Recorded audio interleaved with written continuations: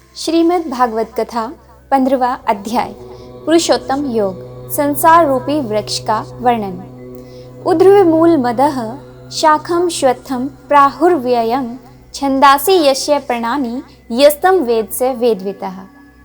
श्री भगवान ने कहा, हे अर्जुन, इस संसार को अविनाशी वृक्ष कहा गया है, जिसकी जड़ें ऊपर की ओर हैं और शाखाएं नीचे की ओर, तथा इस वृक्ष के पत्ते वैदिक स्रोत हैं। जो इस अविनाशी वृक्ष को जानता है वही वेदों का जानकार है। इस संसार रूपी वृक्ष की समस्त योनियां रूपी शाखाएं नीचे और ऊपर सभी ओर फैली हुई हैं। इस वृक्ष की शाखाएं प्रकृति के तीनों गुणों द्वारा विकसित होती हैं। इस वृक्ष की इंद्रियां विषय रूपी कौपले हैं। इस वृक्ष की जड़ों का विस्तार नीचे की ओर भी होता है, जो कि सकाम कर्म रूप से मनुष्यों के लिए फल रूपी बंधन उत्पन्न करती हैं।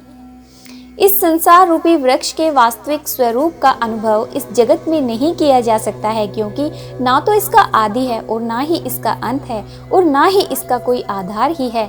अत्यंत दृढ़ता से स्थित इस वृक्ष को केवल वैराग्य रूपी हथियार के द्वारा ही काटा जा सकता है। वैराग्य रूपी हथियार से काटने के बाद मनुष्य को उस परम लक्ष्य परमात्मा के मार्ग की खोज करनी चाहिए। जिस मार्ग पर पहुंचा हुआ मनुष्य इस संसार में फिर कभी वापस नहीं लौटता है।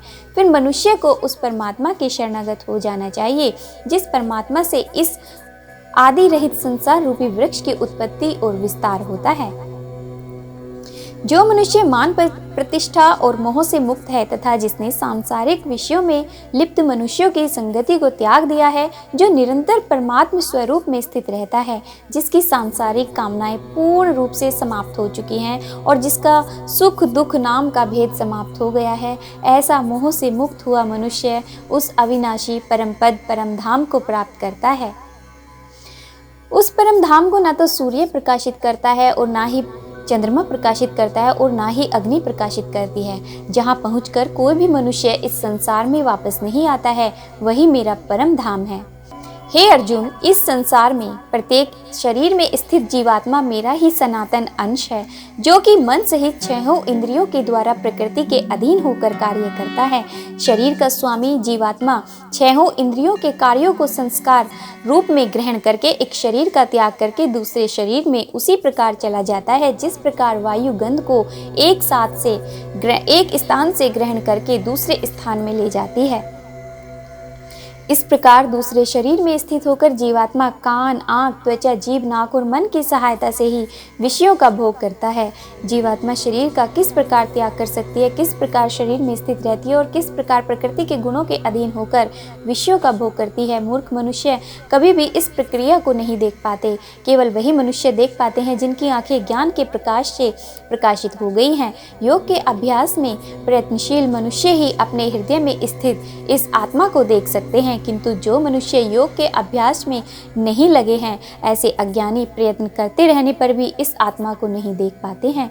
हे अर्जुन, जो प्रकाश सूर्य में स्थित है, जिससे समस्त संसार प्रकाशित होता है, जो प्रकाश चंद्रमा में स्थित है और जो प्रकाश अग्नि में स्थित है, उस प्रकाश को तू मुझसे ही उत्पन्न समझ। मैं ही प्रत्येक लोक में प्रवेश करके अपनी शक्ति से सभी प्राणियों को धारण करता हूँ और मैं ही चंद्रमा के रूप में वनस्पतियों में जीवन रस बनकर समस्त प्राणियों का पोषण करता हूँ। मैं ही पाचन अग्नि के रूप में समस्त जीवों के शरीर में स्थित रहता हूँ।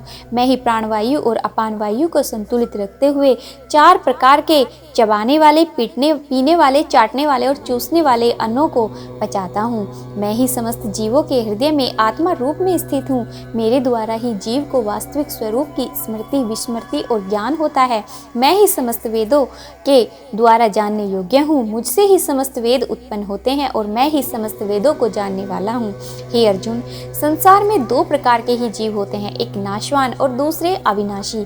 इनमें समस्त जीवों के शरीर तो नाशवान होते हैं और समस्त जीवों की आत्मा तो अविनाशी कहा जाता है, परंतु इन दोनों के अतिरिक्त एक श्रेष्ठ पुरुष है, जिसे परमात्मा कहा जाता है। वह अविनाशी भगवान तीनों लोकों में प्रवेश करके सभी प्राणियों का भरण पोषण करता है, क्योंकि मैं ही क्षर और अक्षर दोनों से परे स्थित सर्वोत्तम हूँ। इसलिए संसार में तथा वेदों में पुरुषोत्तम रूप में विख्यात हूँ। हे भरतवंशी अर्जुन, जो मनुष्य इस प्रकार मुझको संशय रहित होकर भगवान रूप से जानता है, वह मनुष्य मुझे ही सब कुछ जानकर सभी प्रकार से मेरी ही भक्ति करता है।